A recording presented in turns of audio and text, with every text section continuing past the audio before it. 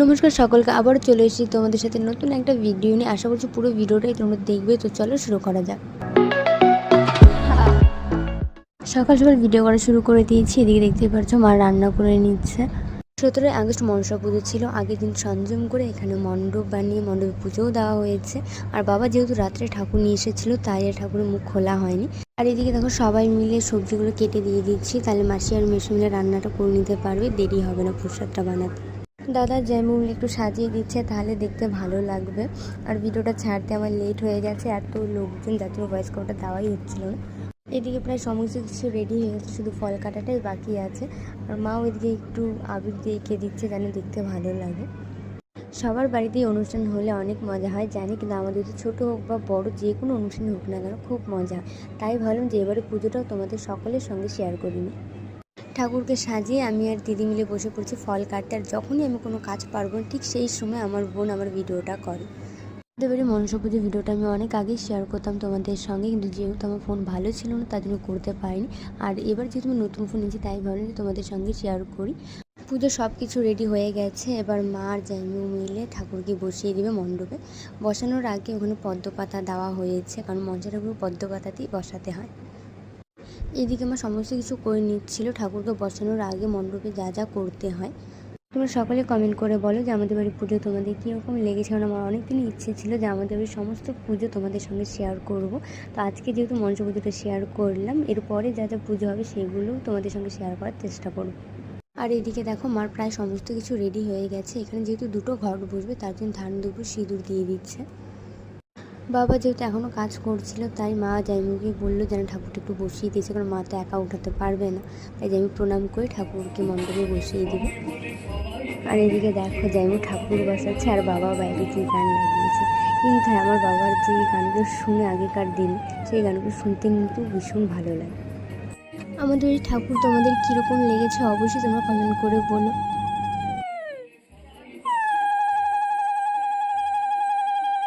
ঠাকুর বসানো হয়ে গেছে আর আমার জাইমু আমাকে বলছে যে ঠাকুরটা সোজা আছে কি না, কারণ অনেক সময় ঠাকুর ট্যাড়া বসে আর ট্যাড়া কখনো বসাতে নেই ঠাকুরকে।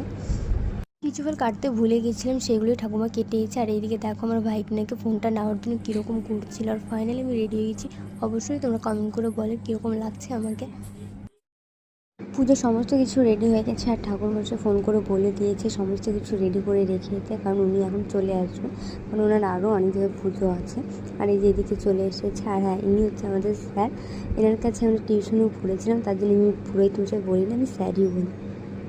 স্যার এসে সমস্ত কিছু ঠিকঠাক করে নিয়েছিল, কারণ উনি এখন পুজোতে বসবেন, তার জন্য কোথায় কী আছে না আছে সমস্ত কিছু দেখে নিয়েছে যেন কোনো কিছু বাদ না পড়ে। পুরো ভিডিওটা দেখতে থাকো। আর এখানে পুজো শুরু হয়ে গেছে।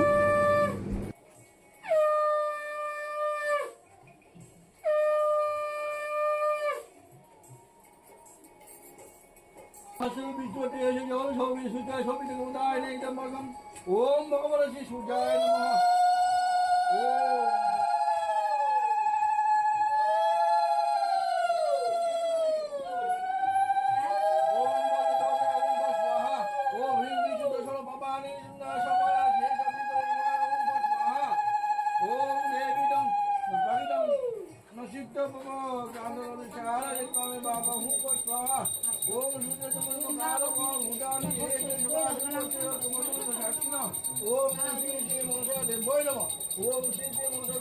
মন্ত্র পড়া হয়ে গেছিলো, এখন অনেকদিন সবাইকে ডাকছিল তাই আমি সবাইকে ডেকে নিয়ে এসেছিলাম। আর এখানে দেখো কতদিন রয়েছে, আরও আছে বাইরে, ওরা পরে দিই।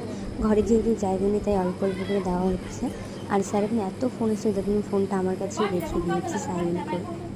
অজনী সম্ভবে মাতর মহাস্বরূপ ধূপে শুভে পদালয়ে নমস্তবেন রক্ষমাং বীজিনা বাত্য মনসা তং মা মায়ে জননী জগতং পরা পূজাং গৃহাণ বিধিভক্ত কল্যাণ কুমে সদা জননী মনসাং মাত্র মহেশ্বর সুতে শুভে পদলয়ে নমস্তবেন ত্রাহিমাং দুঃখ সংকটাত ওম শ্রী শ্রী মনসা দেবৈ নমঃ।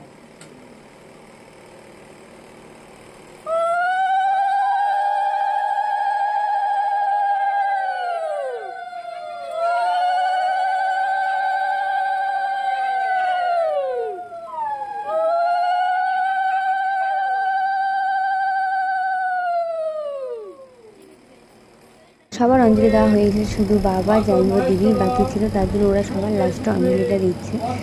আর এবারে পুজোতে হাঁস বলি দেওয়া হবে, কারণ ঠাকুমা যেহেতু ছেড়ে দেবে তার জন্য।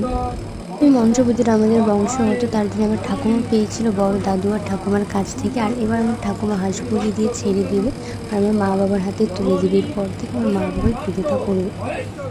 সবার অঞ্জলি দেওয়া শেষ হয়ে গেছে, আর এখানে যেহেতু যজ্ঞ হবে তার জন্য স্যার সব কিছু রেডি করে নিচ্ছে। যজ্ঞ করার আগে যে দাও দিয়ে বলি দেওয়া হবে সেই দাওটাকেও পুজো করে নেবে, তোমরা দেখতেই পারছো। প্রতি বছর আমাদের বাড়িতেই পুজো করা হয়, এবার যেহেতু ঠাকুমা বলি দিবে তার জন্য সবাইকে বলছিল যে একসঙ্গেই পুজোটা করতে, তাই ভাবলে কাকিদের বাড়িতেই পুজোটা করি। সবাই মিলে আরও অনেক কাজ করেছিলাম, যেখানে খুব মজা হয়েছে, কিন্তু আমি যেহেতু ছিলাম তাই নিজের কাজের ভিডিওগুলো তোমাদের সঙ্গে শেয়ার করতে পারিনি।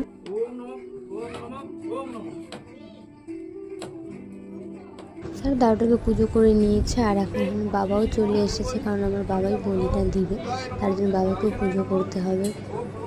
তো চলো, বাবা যতক্ষণ পুজোটা করছে ততক্ষণ তোমরাও সবাই দেখতে থাকো যে পুজোতে কী কী করা হয় না হয়, আর বলি দেওয়ার সময় কী কী করছে না করছে।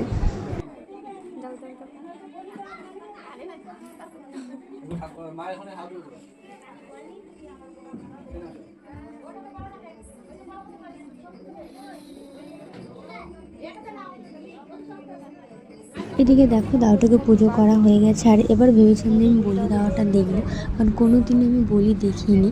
আর সত্যি বলতে এবার আমি দেখতে পাইনি, কারণ আমি বলি দিচ্ছিল, আমি চোখ বন্ধ করে রেখেছিলাম।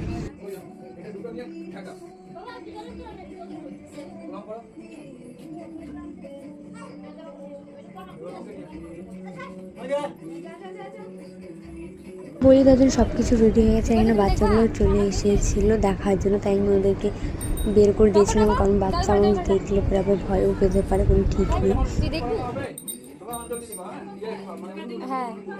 আর এদিকে দেখো মাও হাঁসটাকে নিয়ে চলে এসে, যেহেতু দৌড় দিয়ে বাঁধা ছিল তার জন্য খুলতেও পারছিল না, পায়ে ধরে নিয়ে এসে যার জন্য হাঁসটা পুরো উড়ছিল। দেখো বাচ্চাগুলোর একটুকু ভয় নেই, যার জন্য বারবার এই ঘরেই আসছিল, ওরা বারবার না করার পরে ওরা এখানেই আসছিল। বলি দেওয়ার আগে হাঁসটাকেও পুজো করে নেওয়া হবে।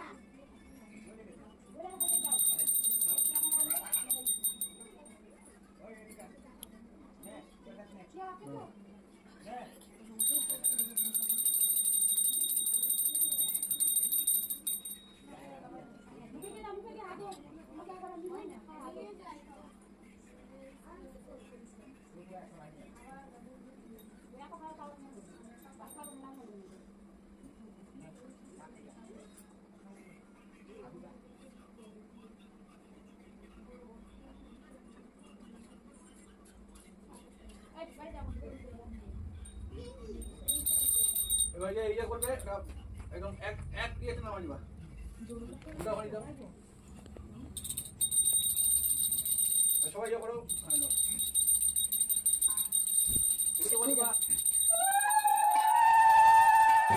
পুজো দেওয়া হয়ে গেছে, আর এখন বাবা এখানে বলি দেবার সত্যিতে, তখন তো আমি বলিটা দেখিনি, কিন্তু এখন যে আমি ভিডিওটা এডিট করছি তখন সত্যি দেখে অনেক খারাপ লাগছিল। আমার মাকেও দেখো, আমার মাও দেখতে পায়নি কীভাবে বলিটা দিচ্ছে। তোমরা তারা দেখতে যে কীভাবে বলিটা দেওয়া হলো। আর এবার মা হাঁসের মাথাটা তুমি ঠাকুরের পায়ে আর হাঁসটা যে আছে ওখানে দিয়ে দিবে একটু রক্ত, আর যে মাথাটা কাটা হয়েছে সেটা বেহুলা লক্ষ্মীর যে ভেলাটা থাকে সেটা থেকে ঠাম্মা ভাসিয়ে দিবে। আমি তো ভেবেছিলাম পুজো 2 দিন পরেই তোমাদের সঙ্গে ভিডিওটা শেয়ার করে দেবো, কিন্তু একটু ব্যস্ত ছিলাম যার জন্য আমি ভিডিওটা শেয়ার করতে পারিনি, প্রায় 1 সপ্তাহ লেগে গেছে।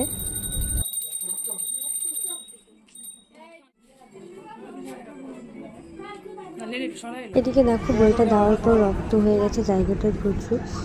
বলি দেওয়ার পর এখানে যজ্ঞ করে নিচ্ছে। যজ্ঞর পরে যে যজ্ঞ টিপটা হয় সেটা সবাইকে দিয়ে দিবে, আর যারা যারা অঞ্জলি দিয়েছে তাদেরকে চন্দ্রমৃত্যু দিয়ে দিবে, যেন সেটা খেয়ে তার উপোসটা ভেঙে নিতে পারেন। অনেক সময় হয়ে গেছে, সবাই না খেয়ে আছে। পুজো পুরোপুরিভাবে সম্পন্ন হয়ে গেছে। আর তোমরা অবশ্যই কমেন্ট করে বলে যে আমাদের বাড়ির পুজো তোমাদের কীরকম লেগেছে। শেষের দিকে ফোন করা হয় নাই না পূজার সময়। আর সত্যি বলতে দিনের বেলা এত রোদ্র দিয়েছিল, কেউ ভাবিনি যে বৃষ্টি হবে। আর এই দেখো যখনই প্রসাদ দেখবেন সব কিছু রেডি, বৃষ্টি পড়ছিল। আর বাইরে তো অত শোনা যাচ্ছিল না, ঘরের মধ্যে প্রচুর আওয়াজ হচ্ছিল বৃষ্টি। এত বৃষ্টি পড়ছিল, আমরা তো ভেবেছিলাম কেউ আসবে না প্রসাদ নিতে, কিন্তু না, কোনো জিনিসই নষ্ট হয়নি, সবাই এসেছিলো এসে প্রসাদ নিয়ে। এদিকে দেখো সবাই মিলে ভাত খাচ্ছে আর খেতে বসে এত হাসাহাসি হচ্ছিল কি আর বলবো। তো চলো আমি আমার ভিডিও এখানেই শেষ করছি, আবার দেখা হচ্ছে পরে ভিডিওতে।